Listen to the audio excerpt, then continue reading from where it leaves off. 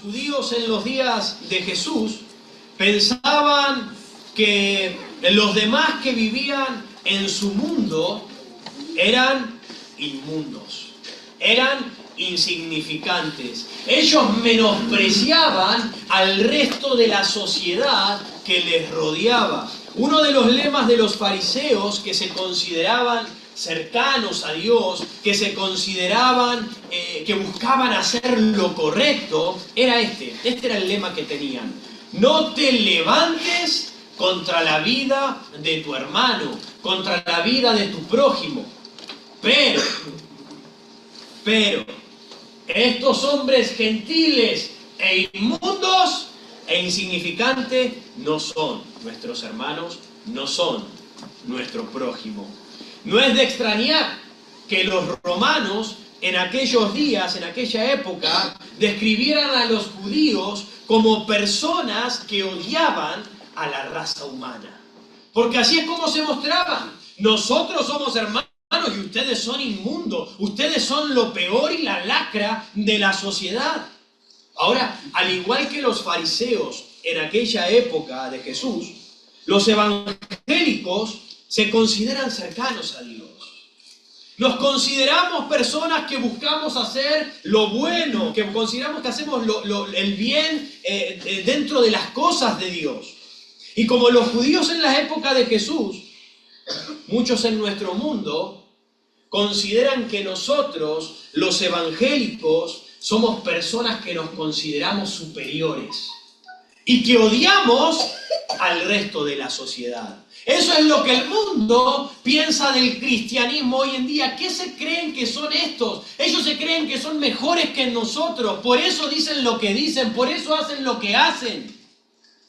Ahora, para nosotros, los creyentes, el pueblo de Dios, no podemos ser vistos por el mundo como eran vistos los judíos en aquellos días. No puede ser que nos vean de esa manera. Nosotros somos diferentes al mundo, y no porque nosotros seamos mejores que ellos, no porque nosotros seamos superiores a las personas que no conocen al Señor, nada de eso, sino que la expresión de nuestra vida, sino que la manifestación de nuestra vida nos distingue de ellos. Al no conformarnos, al no responder y proceder de la misma manera que el mundo. No somos mejores, no somos superiores, nos distinguimos porque buscamos vivir diferente a ellos.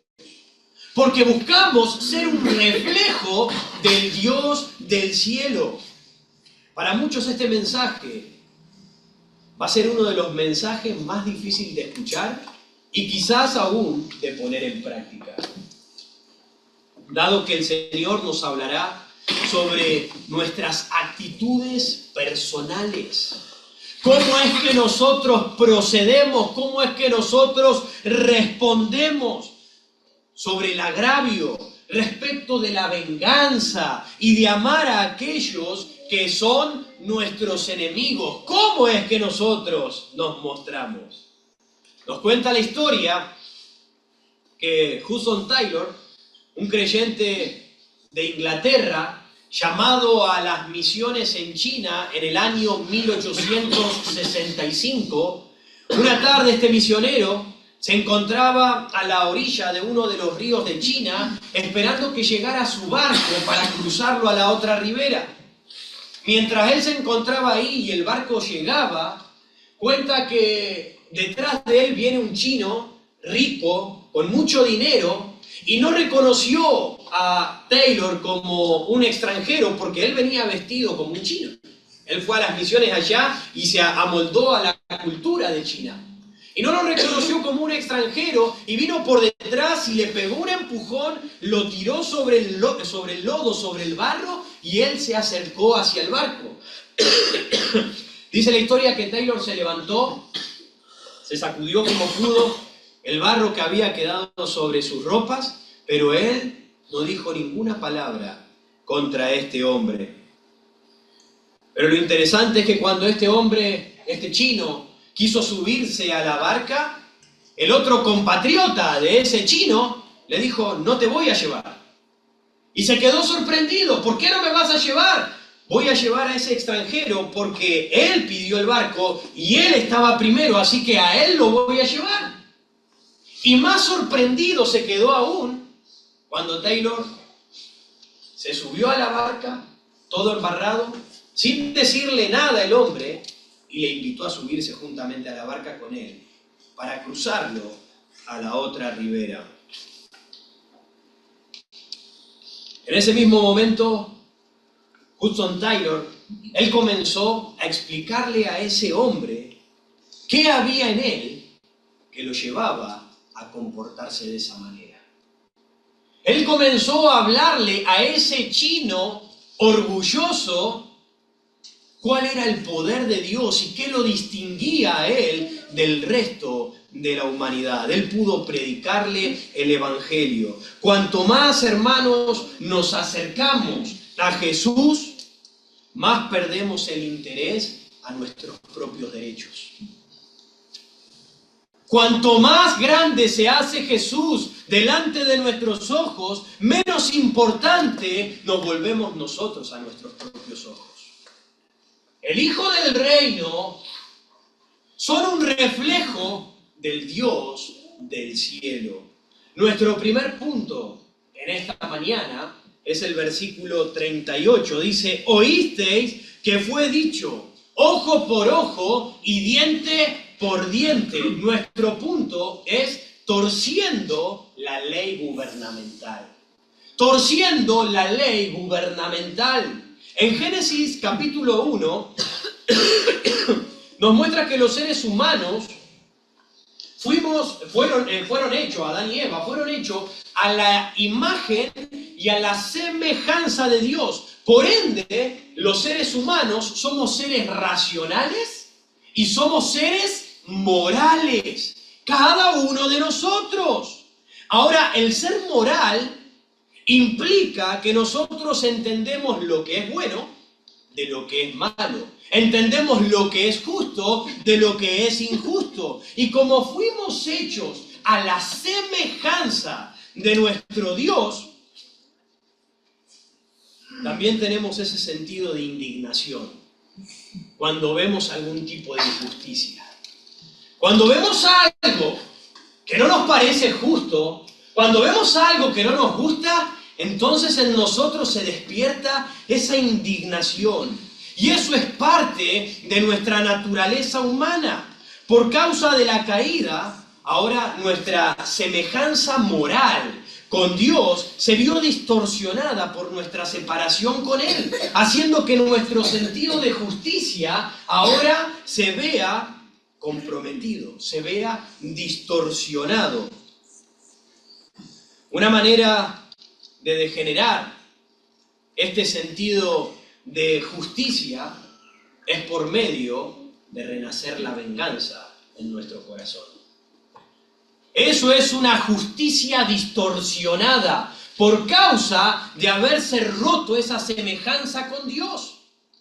Ahora nosotros cuando vemos algo que es injusto decimos, yo le voy a pagar de la misma manera. ¿Por qué me hizo esto? Voy a devolvérselo. Venganza. Queremos responder frente al agravio que la otra persona nos pudo haber hecho. Y esto no es algo nuevo. Esto es algo viejo. Existe desde que el hombre fue creado. Lo vemos en Génesis 4. Vemos la venganza de Caín contra su hermano Abel, al ver que Abel era el favorito de Dios por la ofrenda que le estaba trayendo, entonces se enojó, le dio celo, le dio rabia y quiso vengarse de su hermano. Pero también nos dice que luego él temió por su vida, porque temía que alguien quisiera vengarse, no hacer justicia apropiada, sino vengarse, impartir propia justicia, dando una retribución por el daño que él había cometido. Más adelante nos habla de Lamec, que también es de la descendencia de Caín. Lamec fue el primer hombre en la historia que tuvo 2 mujeres. Con Lamec comienza el funcionamiento de tener más de una mujer. Y Lamec dijo de esta manera, he dado muerte a un hombre por haberme herido y a un joven por haberme pegado. Lamec, en otras palabras, se enorgullecía de su venganza y de su retribución por la afrenta que él había recibido. Por lo que este tipo de justicia propia se propagó entre los hombres aplicando la venganza. El ser humano comenzó a vengarse contra su prójimo por causa de esa ruptura, de esa separación con Dios. Se rompió la semejanza y esa semejanza moral que teníamos ahora se vio distorsionada, y cuando vemos injusticia, nosotros aplicamos la venganza. Por lo que el Señor, en los días de Moisés, nos tuvo que traer la ley, que nos refleja el carácter moral de Dios que el hombre perdió por causa del pecado. Y el Señor ahora nos dice cómo es que debemos impartir la justicia. Por lo que estas palabras mencionadas por Jesús, que Él menciona en el versículo 38, ya estaban escritas en la ley. Pero con el pasar del tiempo, Dios trajo la ley por medio de Moisés, y al principio lo mantuvieron. Pero cuando fueron pasando los años, ellos, los maestros religiosos, fueron moviendo el mandamiento y amoldándolo nuevamente a sus propios beneficios. Lo sacaron a una esfera propia. Ese principio fue dado por Dios, limitando la retribución solamente para un gobierno civil. La retribución, la paga, no la daba una persona individualmente. Me pegaste y yo te doy también una patada. No, la retribución quedaba para el gobierno civil.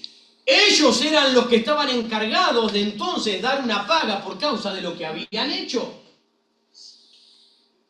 Pero ellos lo distorsionaron y lo que hicieron fue llevar esa ley a un contexto propio, de relaciones personales. La ley dada para el buen orden fue esta. Éxodo 21, no hace falta que lo busquen. Éxodo 21, 23 al 25, dice así: mas si hubiere muerte, entonces pagarás vida por vida, ojo por ojo, diente por diente, mano por mano, pie por pie, quemadura por quemadura, herida por herida, golpe por golpe. En Levítico 24 dice: y el que causare lesión a su prójimo según hizo, así le sea hecho también. Rotura por rotura, ojo por ojo, diente por diente, según la lesión que haya hecho al otro, tal se le hará también a él. En Deuteronomio dice: y los que quedaren oirán y temerán. Aquellas personas que vienen lo que le acontece por haber hecho, están viendo, oyen, y entonces ahora les va a agarrar temor de conducirse y actuar como quieren. Dice: ojo por ojo, diente por diente, así se le pagará. A menudo a esta ley que nosotros conocemos en el libro de Éxodo es conocida también como la ley de Talión o la ley de las represalias. También conocida de esa manera. Esa legislación aparece primeramente en el Código de las Leyes de Hammurabi, ese famoso rey babilónico en el año 1800 antes de Cristo aproximadamente. Ahí surgieron esas leyes. Si bien a primera vista estas leyes nos parecen salvajes, nos parece algo cruel, en realidad es una ley de orden. Es una ley clemente.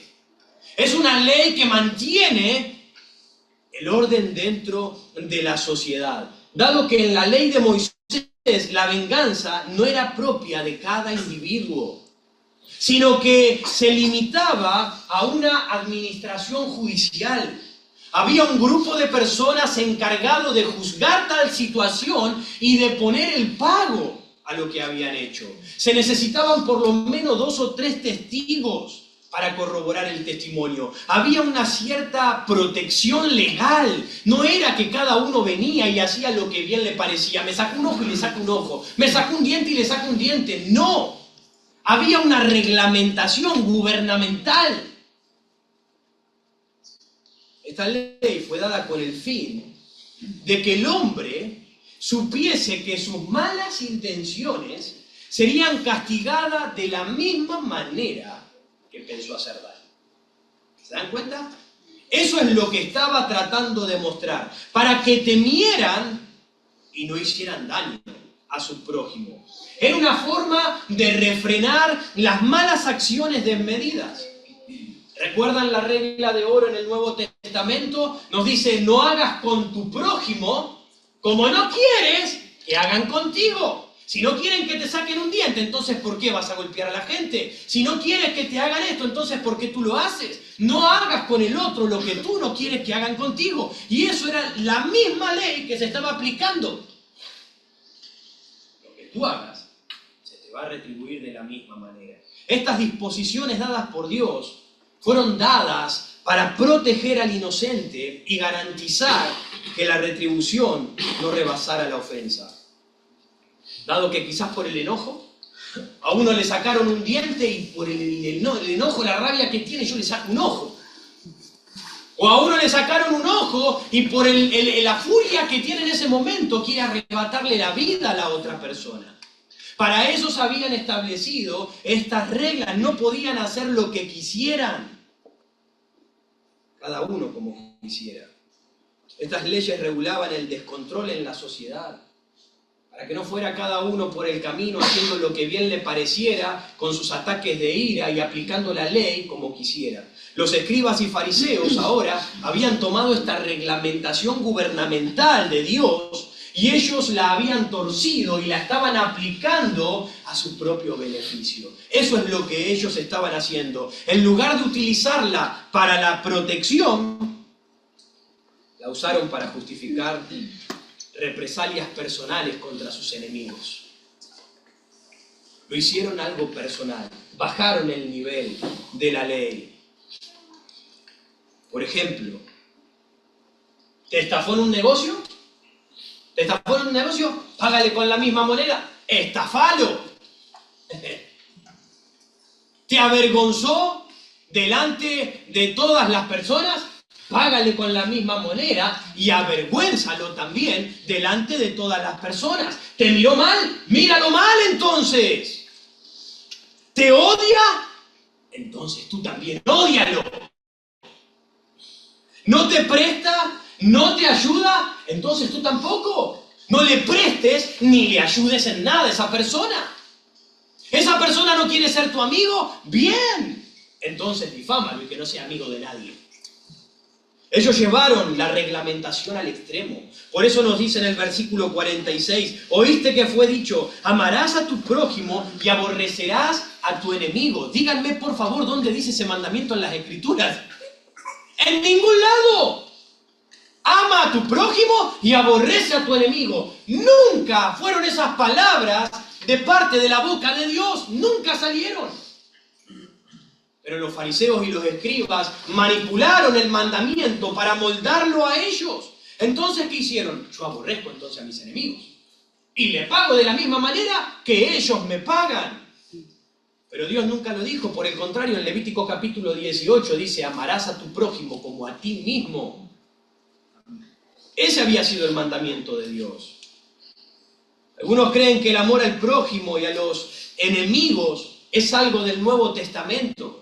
Pero están en un tremendo error, porque eso fue desde el principio con Dios. Tal es así que aún en Éxodo nos dice, si encontrares el buey de tu enemigo, no de tu hermano, no de tu amigo, si encontrares el buey de tu enemigo o un asno extraviado, vuélveselo a llevar.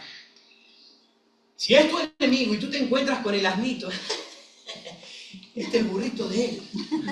Con la que me hizo, se lo afano, o se lo mato, o directamente que se quede perdido. No, no dice eso. Dice, encontraste el animal de tu enemigo, tómalo, golpéale la puerta a tu enemigo y dile, mira, encontré tu asno, es tuyo, te pertenece. Un gesto completamente diferente al que ellos estaban planteando. Continúa diciendo, si vieres el asno del que te aborrece, caído debajo de su carga, ¿le dejarás sin ayuda? Antes bien, le ayudarás a tu enemigo a levantarlo.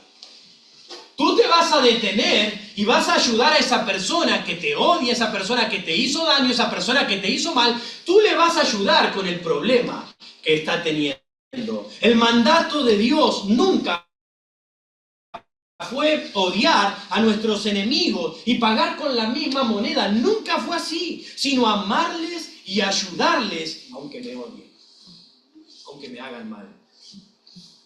Pero en primer lugar, ellos torcieron la ley gubernamental para sus propios beneficios, para aplicarla a sus propias relaciones con las personas. En segundo lugar, Jesús dijo en el versículo 39, pero yo os digo, no resistáis al que es malo. En segundo lugar, Jesús dice, no hagas lo mismo que ellos y no resistas al malo. Tienes un enemigo, tienes personas que te hacen mal, tienen personas que buscan tu daño, tienen personas que buscan avergonzarte, que rompen con tu derecho. No lo resistas, no lo resistas, no hagas lo mismo que ellos te hacen, dice el Señor Jesucristo. No actúes, no reacciones, ni pagues como ellos te han pagado a ti. La palabra resistir se refiere a la oposición de los discípulos ante el daño causado a ellos por otras personas. Dice, si te han hecho daño, él les decía a sus discípulos, si les han hecho daño, no les hagan lo mismo. No los resistan. Respondan de una manera diferente. Las instrucciones del Señor son para que nosotros mostremos una diferencia en este mundo. Que nosotros evitemos la venganza, que nosotros evitemos el rencor y los resentimientos. No los resistas. Antes actúa diferente a estas personas. En Proverbio dice, no digas, yo me vengaré. No lo digas. No digas, yo me vengaré. Espera a Jehová y Él te salvará. Luego Proverbios 24 dice, no digas, como me hizo, así también yo le haré. No lo digas, no lo pienses, ni tampoco lo hagas. El Levítico dice, no te vengarás, ni guardarás rencor en tu corazón contra otra persona, sino que lo amarás. Sino, por el contrario, tú le vas a mostrar la diferencia. Yo les dije que era un mensaje difícil. Es un mensaje difícil porque es difícil cuando las personas te agreden, te ofenden, te lastiman, cuando rompen con nuestro orgullo, mostrarle amor.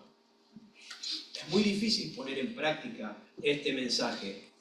Por eso el Señor Jesucristo continúa diciendo en el versículo 39, sigue diciendo, pero yo os digo, no resistáis al que es malo, antes, por el contrario, a cualquiera que te hiera en la mejilla derecha, vuélvele también la otra. Y al que quiera ponerte a pleito y quitarte la túnica, déjale también la capa.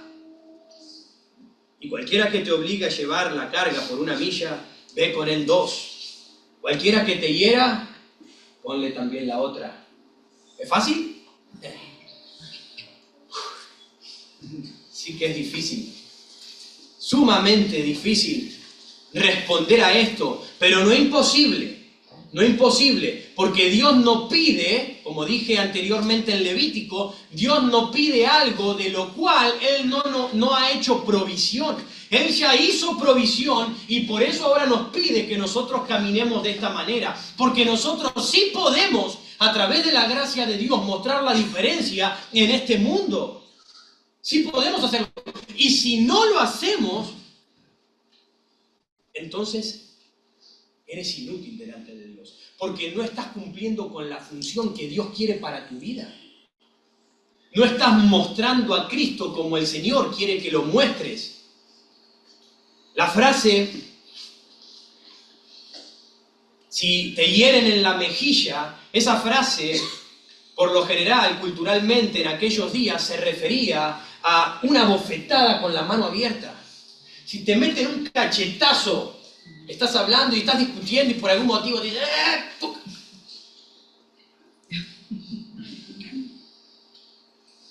eso, en aquellos días, como creo que también lo es hoy en día, era considerado un gran insulto. Lo es.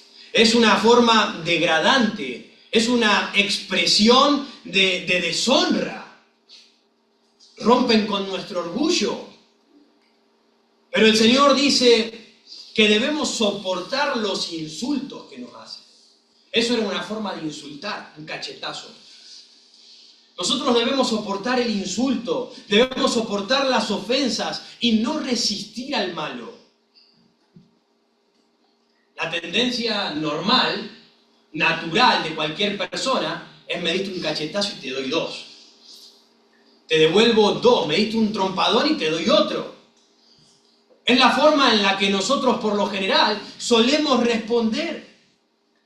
En lugar de tomar represalia, Jesús dijo: debes estar dispuesto a poner la otra mejilla, porque eres un hijo del cielo. Eres un hijo que refleja la luz del Dios del cielo. Y tú debes comportarte de la manera en la que Dios lo hizo, en la que Jesucristo lo hizo. El poner la otra mejilla es una muestra de nuestra inocencia. Cuando nosotros estamos dispuestos, es una muestra de dominio propio. Me controlo para no darte una devolución. Es una muestra también de la fuerza del carácter del creyente. Eso muestra mucho el carácter que uno tiene. Cuando puede callar y no responder de la misma manera. ¿Quieren entrar en pelea contigo? Sigue diciendo. ¿Quieren robarte? No te pelees con ellos, sino dale la capa. ¿Te piden la túnica? La túnica era una vestimenta que se ponía a todo tipo de judío, era como un pijama. Era como un pijama que iba sobre la primera vestimenta que iba sobre el cuerpo. Eran mangas largas, hasta los hombres hasta la rodilla, las mujeres hasta el pie. Esa era la túnica. ¿Te piden la túnica? Dale la capa. La capa era la parte de la vestimenta más importante, era la más valiosa que se ponía sobre la túnica. La capa era la que cubría, no se permitía quitarle la túnica a una persona, porque esa era la que lo cubría del calor, lo cubría del frío, era la posesión más valiosa que muchas personas tenían. Ahora lo que el Señor está diciendo, si te piden tu túnica, dale voluntariamente. Dale voluntariamente aún lo más preciado que tienes. Dale la capa. ¿Quieren obligarte a hacer más de lo pedido? ¿Te quieren obligar a llevar una carga más de lo normal? No te rehúses, dice el Señor, sino hazlo. ¿Quieren exigirte? ¿Quieren presionarte a servir de más? No te resistas. Bajo la ley militar se permitía que un soldado romano le podía decir a un judío: llévame la carga, llevarme todo mi armamento, por una milla. Una milla, el judío estaba obligado, 1,5 kilómetros, estaba obligado a llevarle la carga al soldado. Pero no más de eso, solamente una milla. Ahora el Señor dice: ve más allá. Te piden una milla, dale 2. Dale 2 millas, y por propia decisión de amor. Muéstrale que tú estás dispuesto voluntariamente a dar más. Así es como transformamos el mal en un acto libre de amor. Cuando ellos me están queriendo hacer mal, yo les muestro que verdaderamente soy diferente. Y que en mí hay amor. Puedo hacerlo. No hay problema. Lo voy a hacer. El Señor siempre nos llama a dar una milla más en nuestra vida. La primera milla era obligatoria y era para el César. La segunda milla era voluntaria y es para Dios. Y eso es a lo que el Señor nos llama. En otras palabras, Jesús estaba diciendo: cada hijo mío, cada hijo del reino, debe estar dispuesto a ser humillado, a ser despojado de sus pertenencias y a perder todo tipo de derecho. ¿Estás dispuesto? No te olvides que la palabra siervo, esclavo, es dulo y significa esclavo de Dios, una persona sin derecho. Ya no te perteneces a ti mismo, ya no me pertenezco, ahora le pertenezco a Dios. Y Dios me dice que yo debo vivir de esta manera, como alguien sin derecho. Pero vivimos en un mundo en el que reclamamos los derechos. Y hacemos constantemente énfasis en lo que a nosotros nos toca, a lo que a nosotros nos corresponde, en lo que a nosotros nos pertenece. ¿Qué harías si fueras perseguido socialmente en tu trabajo? ¿Qué harías si en tu trabajo te dieran los trabajos más duros, la parte más cansadora, la parte más difícil, la parte más fea, en la que nadie quiere hacer porque tan solamente saben que tú eres un creyente? ¿Qué es lo que harías? ¿Irías la segunda milla? ¿O te resistirías a la injusticia? ¿Te resistirías a la humillación? ¿Por qué? ¿Pero por qué lo tengo que hacer yo? ¿Qué? ¿Soy el único empleado acá? ¿Y todos ellos miran mientras yo trabajo? ¿Sacamos nuestro derecho? ¿Frenamos la milla? ¿Acaso yo solo tengo que trabajar? ¿Yo solo tengo que pagar el derecho de piso y tengo que esforzarme, hacer lo que nadie quiere hacer y sacrificarme? ¿Y por qué? ¿Y por qué?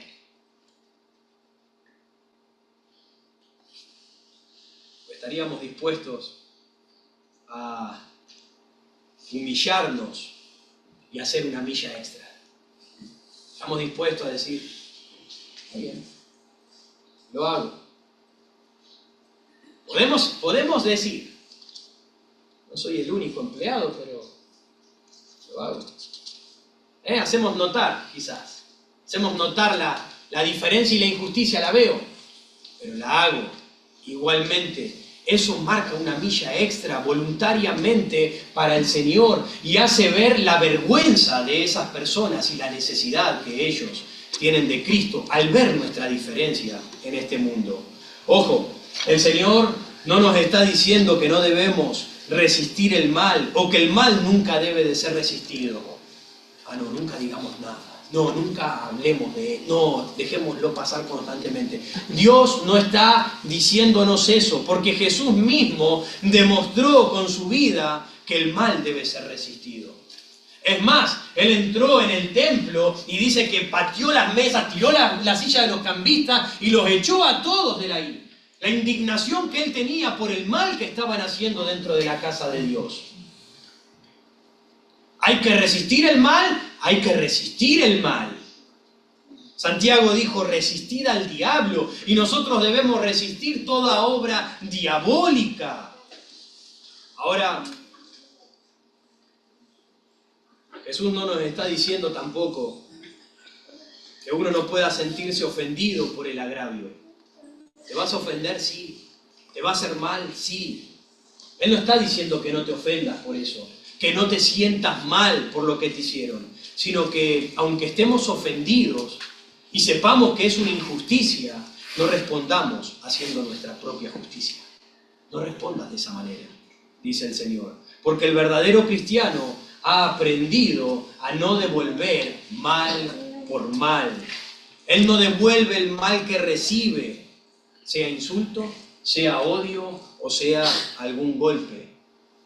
Jesús es nuestro modelo a seguir. Él fue insultado y Jesús no los insultó. Jesús fue odiado y Jesús no los odió. Jesús fue rechazado y Él no los rechazó. Hablaron en su contra, dijeron que Él era un glotón. Y ustedes también. No, Jesús no habló de esa manera. Dijeron, sos un glotón, sos un borracho, sos un hijo ilegítimo, sos un loco y muchas más cosas.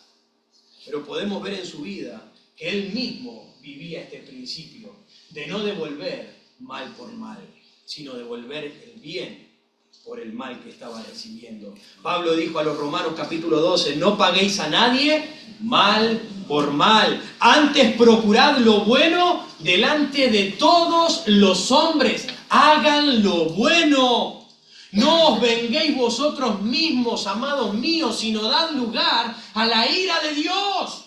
Dejen y den lugar a la venganza de Dios para esa persona. Pero no lo hagamos nosotros. Así que, si tu enemigo tuviere hambre, dale de comer. Si tu enemigo tuviere sed, dale de beber.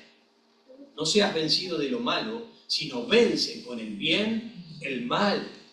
Pablo le dijo a los hermanos de Corintio, así que, por cierto, es ya una falta en vosotros que tengáis pleitos entre vosotros. Déjenme decirles, dice Pablo, ustedes ya están en pecado y están en una falta, porque están andando en rivalidad, están peleándose, en vez de comportarse de una manera contraria. Les dice, ¿por qué no sufrís más bien el agravio? Les dice Pablo. ¿Por qué no sufrís más bien el ser defraudados? ¿No están dispuestos a ser agraviados? ¿No están dispuestos a sufrir el ser defraudados? Pero vosotros, dice, cometéis el agravio y vosotros defraudáis. Ustedes hacen lo mismo que los otros hacen con ustedes. Pablo, en su primera carta a Timoteo, hablando de una persona que era como su enemigo para él, él dijo, me hizo mucho daño, pero el Señor le pagará conforme a sus obras. Esa fue la respuesta de Pablo. Pablo no respondió conforme al mal que estaba recibiendo. Él dijo, me hizo mal, sí, pero el Señor le pagará conforme a todo lo que Él me ha hecho. Esa fue su reacción. ¿Qué hay de nosotros? Versículo 42 dice, al que te pida, dale. Y al que quiera tomar de ti prestado, no se lo rehuses. Esa es la reacción que nosotros tenemos que tener en este mundo. Ser personas bondadosas, ser personas que están dispuestas a darse al mundo, aunque el mundo no se dé a nosotros. Aunque el mundo se cierre para nosotros, tú no tienes que cerrarte para el mundo. Aunque el mundo te odie, tú no debes odiarlo. Nosotros debemos actuar de una manera diferente.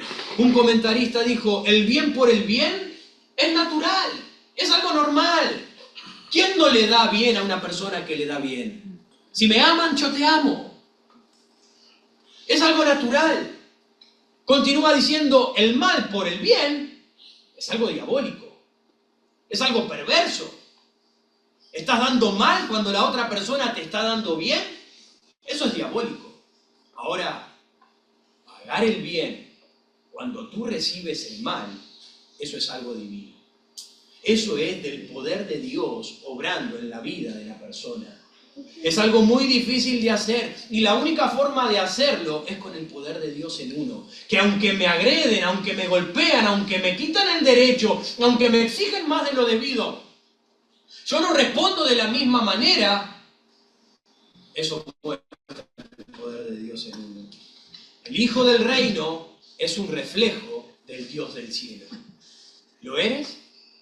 ¿Lo somos? ¿Somos ese reflejo de Dios en el trabajo, en la familia, en nuestro barrio, en el lugar en el que nos desarrollamos? ¿Pueden ver eso en nosotros? En primer lugar, vimos cómo los religiosos torcieron la ley gubernamental para su propio beneficio, llevándolo a las relaciones personales. Pero Jesús le dijo, no hagan lo mismo que ellos y no resistan al malo. No lo resistan, no hagan lo mismo. Porque haciendo esto, en tercer lugar, haciendo esto, nos hacemos semejante al Padre. Cuando nosotros hacemos esto, somos semejantes a Dios. El mundo va a ver a Cristo en tu vida. El mundo va a ver el poder de Dios en ti. El mundo va a ver que tú tienes algo distinto que ellos no tienen. Solamente cuando podemos responder de esta manera. Miren el versículo 44, dice, pero yo os digo, amad a vuestros enemigos, bendecid a los que os maldicen, haced bien a los que os aborrecen y orad por los que os ultrajan y os persiguen, para que seáis hijos de vuestro Padre que está en los cielos. Para que de esta manera ustedes muestren que son hijos del Padre que está en el cielo.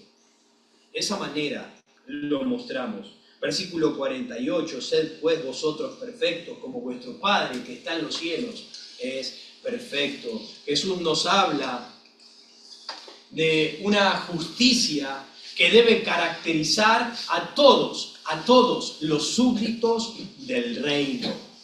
Y esa justicia tiene que ser mayor que la justicia mediocre que tenían los fariseos. Tiene que ser mayor. No te compares con la justicia de un incrédulo. No te compares con la justicia de un creyente flojardo. Compárate con la justicia de Cristo, con la justicia de un creyente espiritual. De esa manera tenemos que hacer. Hacemos justicia cuando amamos a nuestros enemigos. Eso es hacer justicia. Hacemos justicia cuando hacemos bien a quienes nos odian. Y hacemos justicia cuando oramos por aquellas personas que aún nos han hecho daño. Qué bueno es enterarse de aquellas personas que han sufrido daño en su infancia, en su niñez, y todavía lo recuerdan, pero aún, aunque fueron dañados, oran por la vida de esa persona. Qué glorioso. Qué grandioso. ¿Saben por qué? Porque eso muestra el poder de Dios en esa persona. Eso muestra que si no fuese Dios, ¿qué es entonces? Para que aún habiendo sido dañado, tú estés orando por esa persona. Tú estés buscando hacerle bien. Tú lo estés amando. Al hacer esto, imitamos a Dios, quien demostró su amor aún por sus enemigos al enviar a su Hijo a morir en la cruz. ¿Acaso creen que nosotros éramos amigos?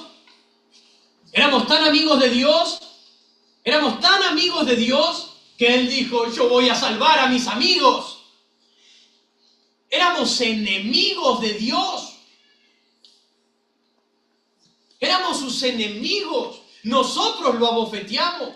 Nosotros lo humillamos. Nosotros lo menospreciamos a Dios.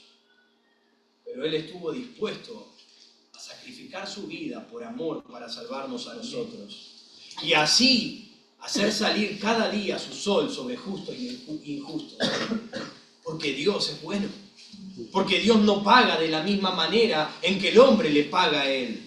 Si nosotros cumplimos con estas cosas de amar a quienes nos aman, de hacerle bien a aquellos que nos hacen bien y de orar por aquellos que oran por nosotros, entonces ¿qué mérito hay? ¿Qué estamos haciendo diferente de los incrédulos? Si los incrédulos también aman a aquellas personas que los aman, ellos también le hacen bien a aquellos que le hacen bien. ¿Qué diferencia hay entre nosotros con ellos? ¿Qué hacemos de más que un vil pecador? Jesús nos enseña el carácter de los ciudadanos de su reino. Debemos de esperar que ese carácter sea diferente al carácter del hombre del mundo. Él nos habla de ir un paso más adelante de los incrédulos en nuestra manera de vivir. Tú tienes que ir más adelantado. Tienes que ir más avanzado. Porque tú conoces la verdad. La gracia de Dios nació en ti. Tenemos que ir más adelante en nuestra forma de comportarnos y relacionarnos con el mundo. Porque así entonces mostraremos a Cristo y cumpliremos nuestra función en el mundo. ¿Cuál es nuestra función? Versículo 13 al 16 de este mismo capítulo, que dice el Señor, somos luz y somos sal en esta tierra.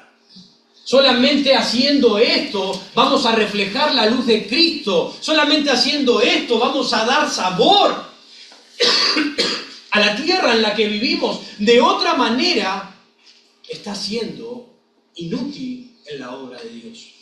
De otra manera, el Señor no está pudiendo sacar el jugo, el provecho de tu vida, porque no estás mostrando la diferencia en ti. Jesús nunca odió, por el contrario, Él amó. Él nunca tuvo lujuria en su corazón. Él nunca hizo un falso juramento. Por el contrario, siempre cumplió con sus palabras y siempre fue completamente honesto. Él dejó que Dios se ocupara de sus derechos personales. Él dejó que Dios se hiciera cargo del mal que a él le estaban haciendo. Él siempre amó a su prójimo, incluso a sus enemigos. Así que el propósito de este mandamiento de Dios, de ser perfectos, completos y maduros, no es para frustrarnos en esta aparente imposibilidad.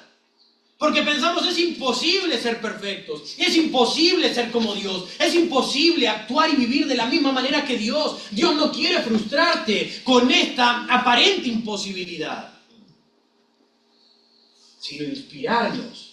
Eso es lo que quiere Dios. Quiere inspirar a sus hijos, a los creyentes, a esforzarnos por imitarle a Él. Pablo dijo, prosigo a la meta. Sigo avanzando, me sigo esforzando, sigo trabajando, sigo ocupándome. El reconocer nuestras propias limitaciones nos debe llevar a confiar más en la gracia de Dios en nuestra vida y a esforzarnos y a buscar más de eso para caminar como el Señor nos manda. A modo de conclusión, no busques la venganza propia, no la busques.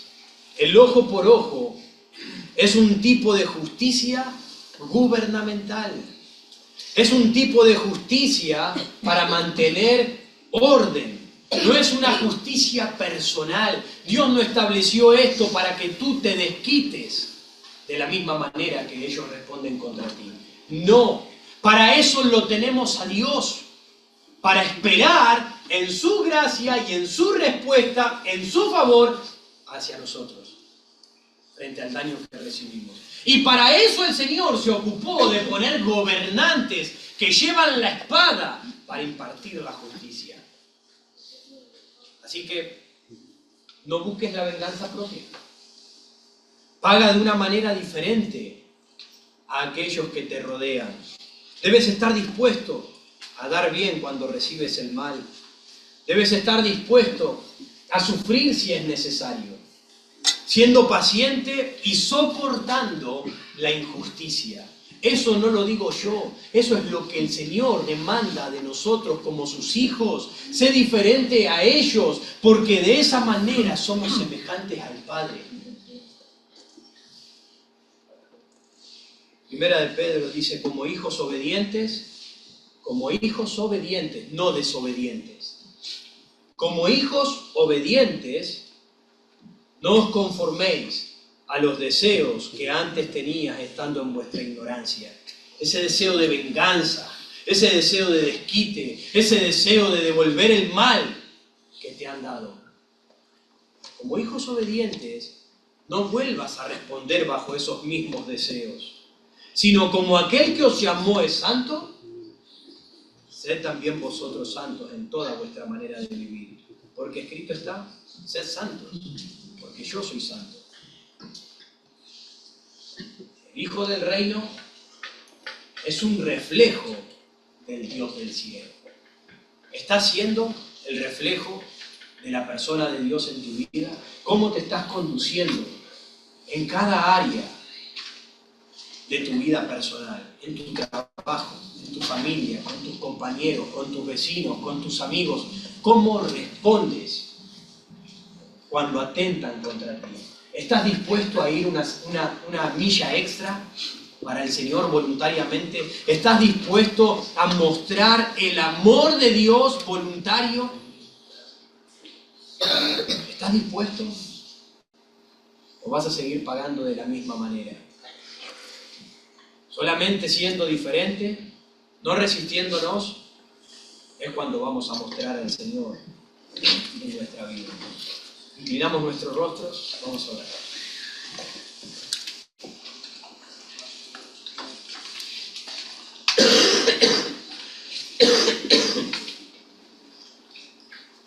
Amado Dios, perdona mis pecados, Señor.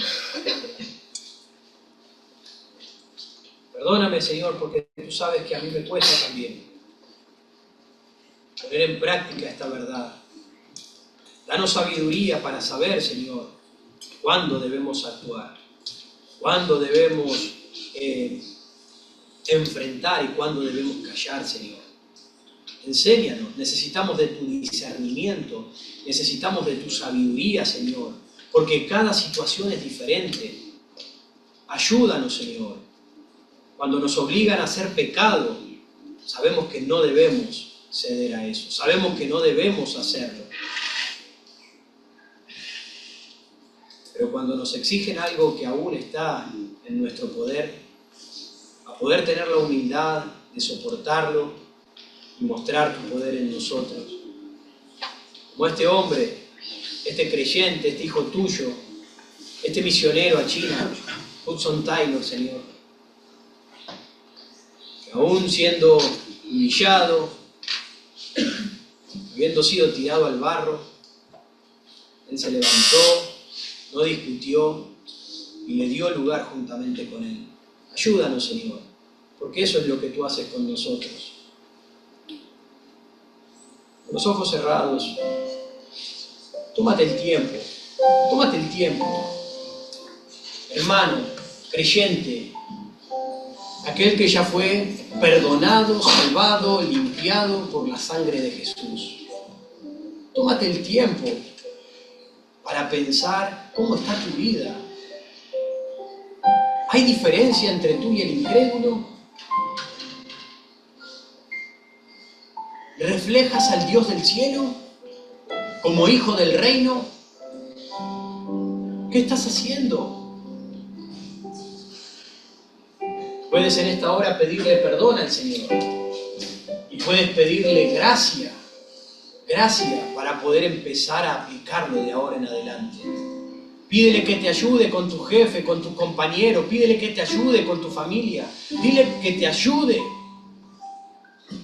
para hacer la diferencia. Si no, nunca le mostrarás a Cristo.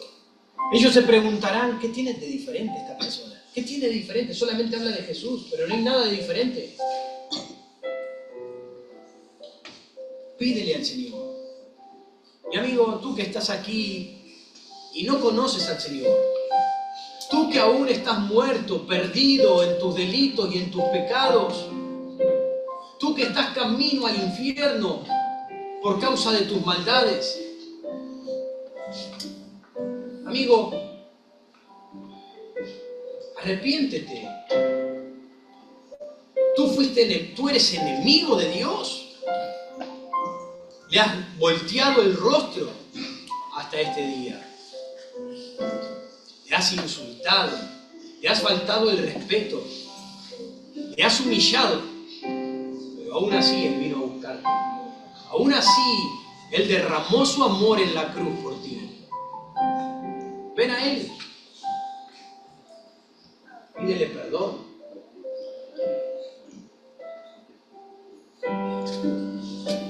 Solo la fe en Jesús puede salvar tu alma. Arrepiéntete de tus pecados y Él te salvará.